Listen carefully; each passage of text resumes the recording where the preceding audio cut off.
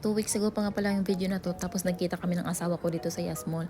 Gusto ko na kasing bilhin yung brush na gusto ko, yung sa Hourglass. Bumili nga din pala ako nito kasi ang cute ng kulay niya, favorite ko. Tapos bibilhin ko sana 'tong bag na 'to, kaya lang sabi ng asawa ko ang pangit daw. Kaya hindi ko na lang din binili. Tapos dumiretso kami dito sa Maybach Cinema kasi magtitingin sana kami kung may magandang movie pero wala.